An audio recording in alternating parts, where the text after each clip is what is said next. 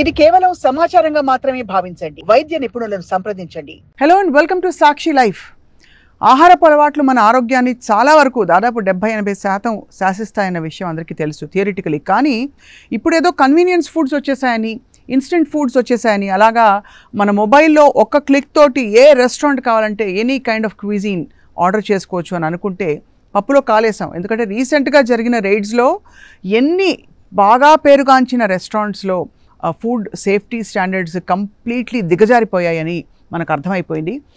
పేర్లు చెప్పట్లేదు, it's not important, కానీ fundamental principles of food safety గురించి మాట్లాడబోతున్నాం. ఇవాళ డైటీషియన్ అండ్ ప్రముఖ న్యూట్రిషనిస్ట్ అబితా చిలుకూరి గారు మనతో ఉన్నారు.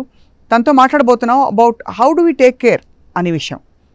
అబిత గారు, మొన్న మీరు చూసిన న్యూస్ మిమ్మల్ని ఆశ్చర్యపరిచే కలవరపెట్టుంటుంది బాగా. అంటే ఇప్పుడు మనం చూసినట్టయితే యూజువలీ రెస్టారెంట్స్ ఇవన్నీ ఏం చేస్తాయి అంటే, లైక్ పెద్ద పెద్ద రెస్టారెంట్స్ కావచ్చు, ఏవైనా కానీ వాళ్ళు ఎంత టేస్టీగా కుక్ చేసినా కానీ ఫుడ్, అవి కుక్ చేసే ప్రాసెస్ కానీ ఆర్ఎల్స్ వాళ్ళు స్టోర్ చేసే ప్రాసెస్ కానీ అదంతా అన్హైజీనిక్గా ఉంటుంది.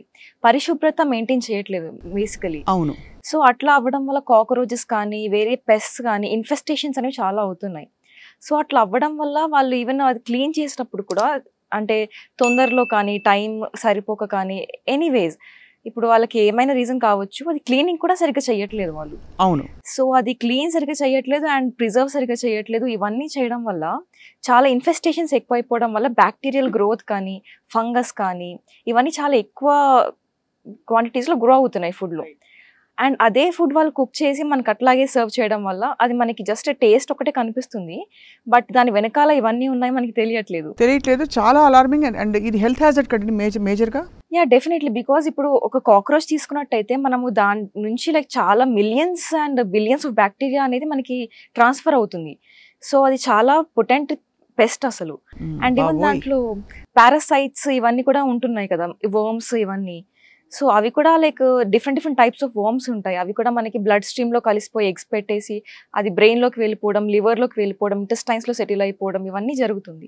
కోల్డ్ స్టోరేజ్లో ఉండే తిండి పదార్థాలన్నీ కూడా ఏవైతే డిఫరెంట్ కంట్రీస్ నుంచి ముడి పదార్థాలు వచ్చి మనం ఇక్కడ ఫాస్ట్ ఫుడ్ చైన్స్ చాలా ఉన్నాయి, వాటి స్టోరేజ్ టెంపరేచర్ ర్యాపిడ్గా మామూలుగా అవడం ఈ ట్రాన్స్పోర్టేషన్లో, దీనివల్ల కూడా చాలా మైక్రోబ్స్ అందులోకి వచ్చేస్తాయని చాలా వస్తాయి. అండ్ ఇప్పుడు అది స్టోరేజ్ ఒక టెంపరేచర్ మెయింటైన్ చేస్తేనే అవి ప్రాపర్గా మైక్రోబియల్ గ్రోత్ లేకుండా స్టోర్ అవుతుంది. కానీ ఇప్పుడు అట్లా లేదు కదా మనకి. వాళ్ళు టెంపరేచర్స్ రేజ్ అవుతాయి, డిక్రీజ్ అవుతాయి, మళ్ళీ ట్రాన్స్పోర్ట్ చేస్తుంటారు, ఇవన్నీ అవుతుంటాయి. కాబట్టి డెఫినెట్లీ బ్యాక్టీరియల్ గ్రోత్ వస్తుంది, మళ్ళీ రెడ్యూస్ అవుతుంది, ఇవన్నీ అవుతుంటాయి. అండ్ ఈవెన్ కుకింగ్ కూడా వాళ్ళు లైక్ రీయూస్డ్ ఆయిల్స్ ఎక్కువ యూస్ చేయడం వల్ల, అండ్ అంటే వాళ్ళు ఒక్కసారి యూస్ చేసింది మళ్ళీ యూస్ చేస్తూ ఉంటారు కదా. సో దాంట్లో సిస్ ఫ్యాట్స్ అనేటివన్నీ ట్రాన్స్ ఫ్యాట్స్కి కన్వర్ట్ అయిపోవడం వల్ల మనకి అన్ని నెగటివ్ హెల్త్ ఎఫెక్ట్స్ అన్నీ వస్తున్నాయి. సాచురేటెడ్ ఫ్యాట్స్, ట్రాన్స్ ఫ్యాట్స్ ఇవన్నీ. అండ్ ఈవెన్ వాళ్ళు హై క్యాలరీ ఉంటాయి దాంట్లో, హై సాల్ట్, హై షుగర్ ఇవన్నీ ప్రిజర్వ్ చేయడానికి కానీ వాడుతూ ఉంటారు కదా. సో అవి high calorie, high fat, high sugar content ఉండడం వల్ల మనకి కొలెస్ట్రాల్, బీపీ, షుగర్, ఒబేసిటీ ఇవన్నీ వస్తుంటాయి అన్నమాట.